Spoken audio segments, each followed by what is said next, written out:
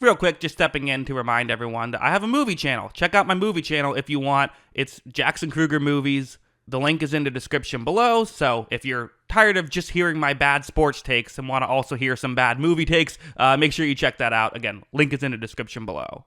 All right, back with another head coach video. This time we're doing the 7 underrated head coaches. So these are guys that obviously I think don't get as much credit as other people give them. So yeah, that's how I view it. Let's just jump into the list. Number 7 is Dan Campbell, which is a bit of an interesting guy to put on this list, admittedly. I think a lot of people will say, don't we all kind of acknowledge he's a great head coach? Yeah, but I still put him on the list because I feel like it's the fourth down decision-making stuff that I think he doesn't get enough credit for. I think people view it as though it's a negative with his fourth down decision-making. And don't get me wrong, there have been examples where he went for it when I wouldn't have liked him to, specifically that the end of that Dallas game, the 2-point conversion, which I think is kind of the main thing that got people to turn on him in terms of the fourth down decision-making. That, of course, and the Lions not converting on a couple fourth downs against the 49ers, which, hey, if you make a decision, when you're losing a conference championship game, people are going to take notice.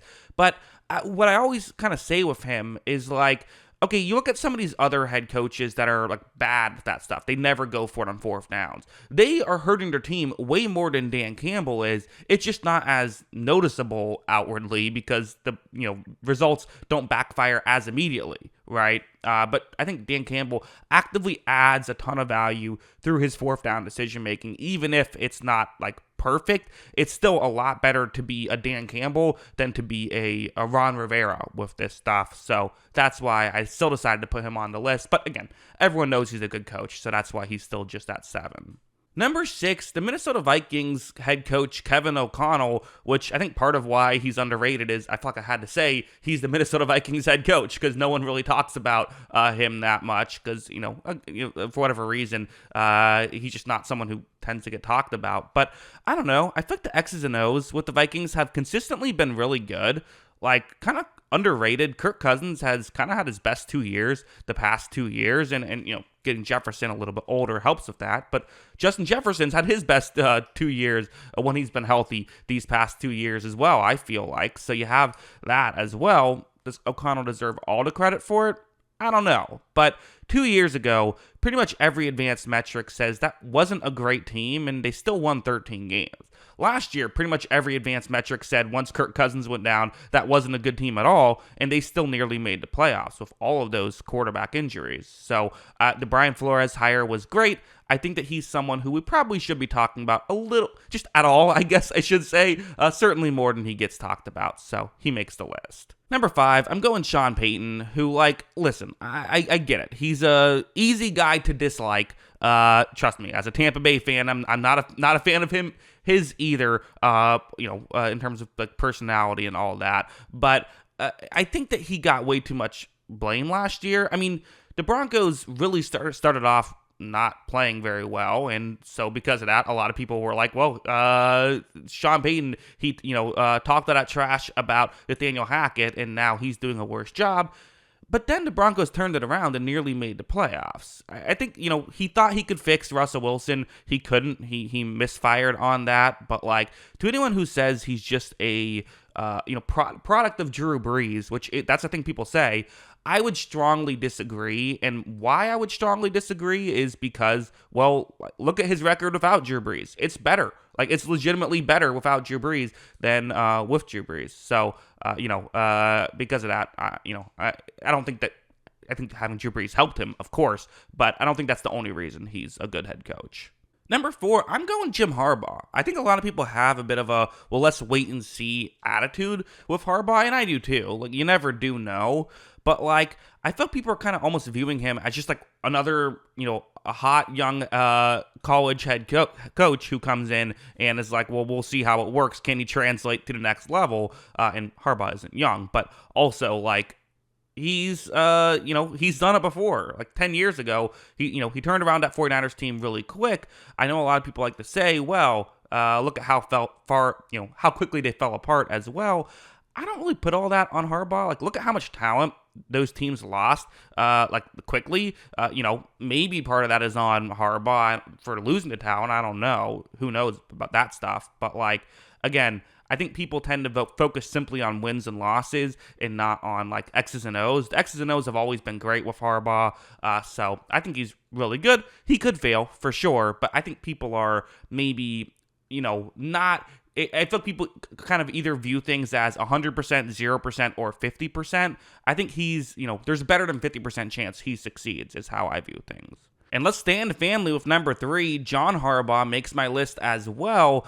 Again, there's no getting around it. That was a meltdown in the conference championship. It just was. And so I get why people are, maybe a little lower on Harbaugh because of that. But I feel like he gets a lot of criticism, despite the fact that the Ravens are consistently one of the better coached teams in the league since he's been there. He has won a Super Bowl. I know it was a while ago, but winning a Super Bowl is still difficult to do. And he did it with Joe Flacco. I get it. The playoffs hasn't gone great in the Lamar era. I don't know if that's all his fault, but it's certainly some of his fault.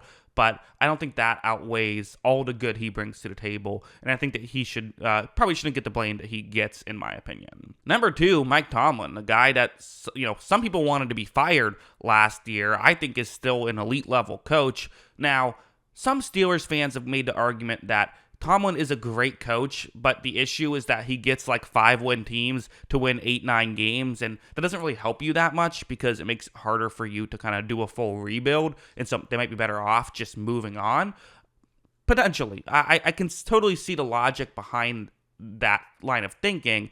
At the same time, though, like, the guy consistently gets 8 or 9 win, I guess not 8 or 9 win teams, 9 win teams, because he never has a losing record, out of, gets 9 or 10 wins out of teams that probably will only win like 5 or 6 games with a different coach. You got to assume a lot of that is Mike Tomlin. I get that he's not a perfect head coach, but the good outweighs the bad.